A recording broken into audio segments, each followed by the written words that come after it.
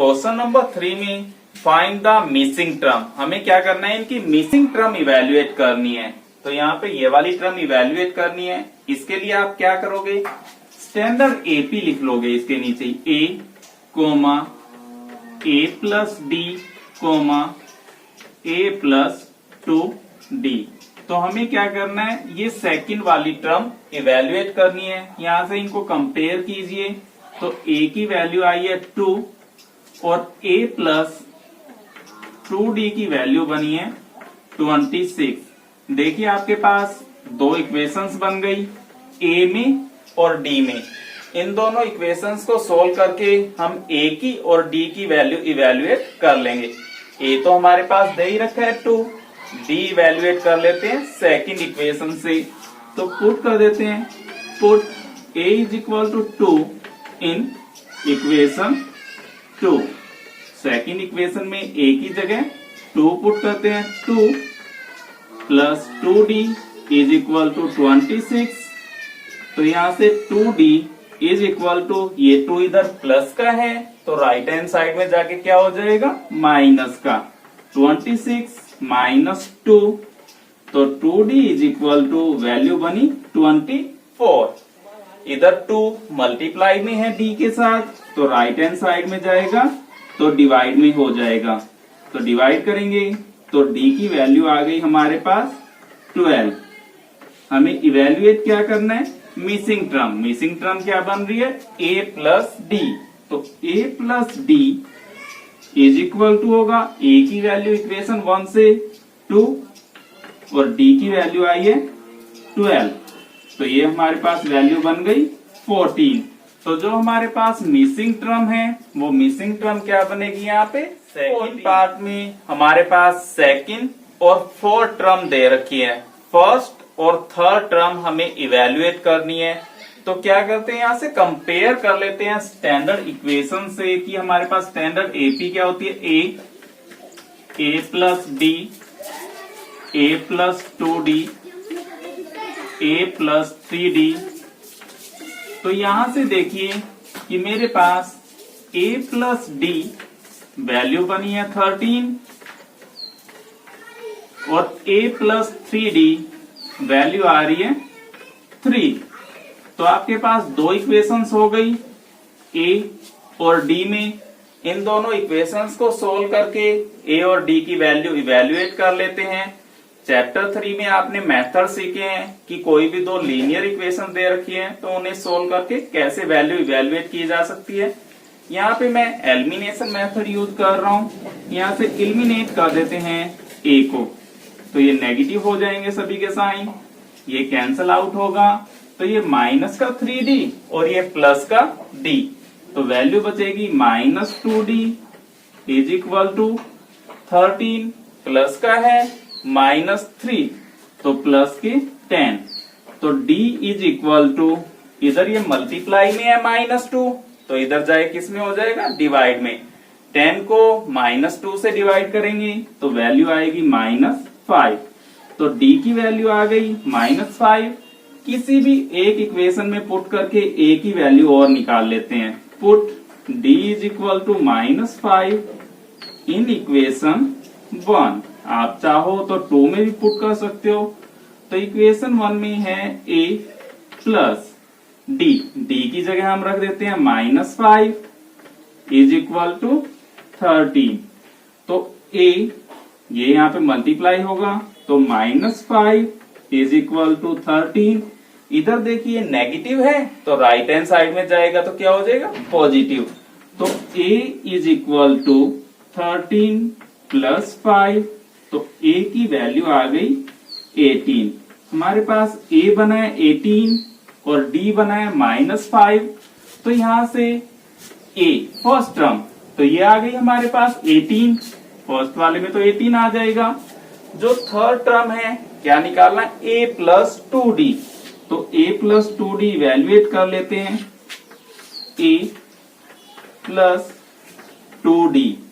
a की value है हमारे पास 18 प्लस 2, d की वैल्यू है -5। इवेल्युएट करते हैं तो 18 -10 बना 8।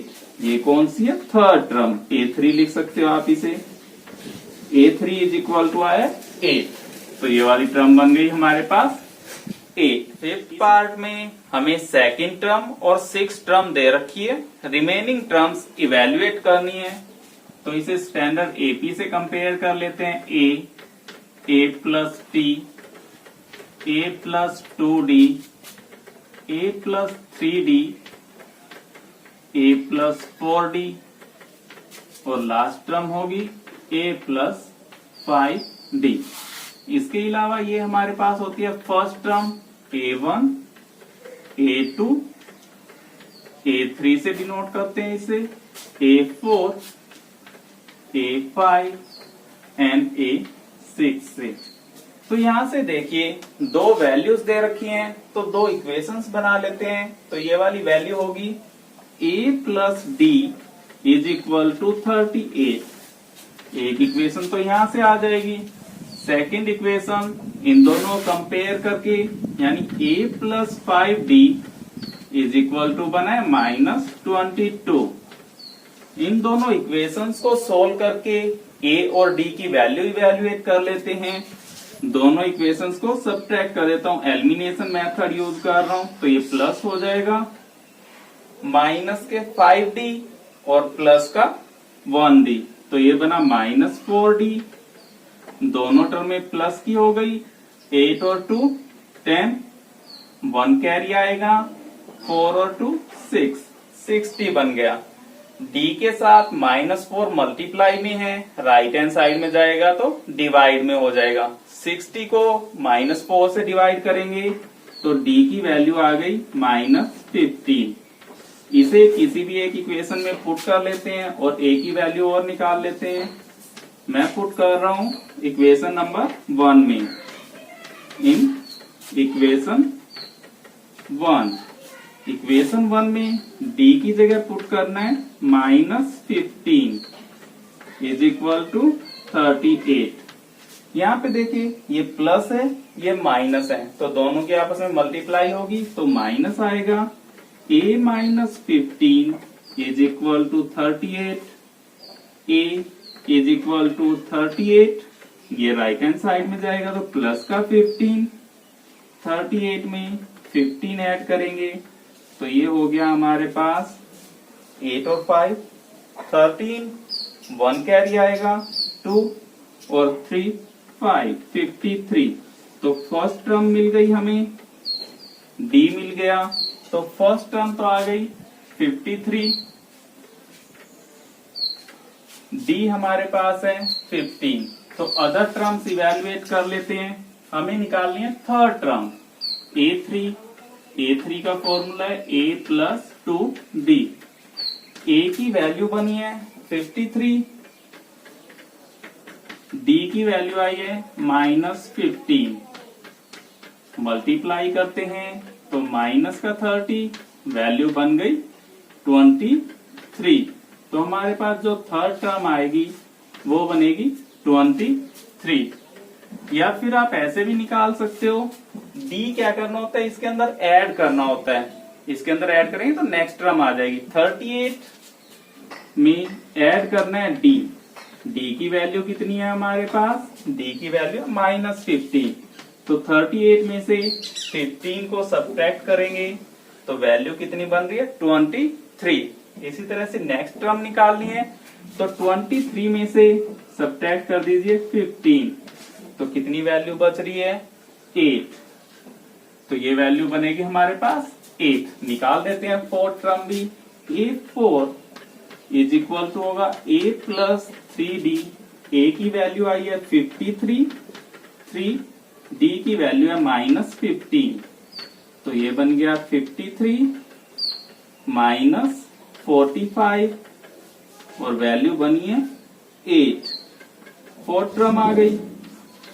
इसी तरह से अगर आपको फिफ्थ टर्म निकालनी है 8 -15 कर दीजिए तो वैल्यू बनी है -7। तो ये टर्म बनेगी -7। या फिर आप with the help of formula निकाल सकते हो कि A5 इज इक्वल टू होगा A प्लस 4D और ए की वैल्यू है 53 प्लस 4, डी की वैल्यू है -15। 15 की 4 से मल्टीप्लाई करेंगे 60, तो माइनस का 60 हो गया, सब्ट्रैक्ट करोगे तो -7। तो हमारे पास जो फिफ्थ टर्म बनी है -7।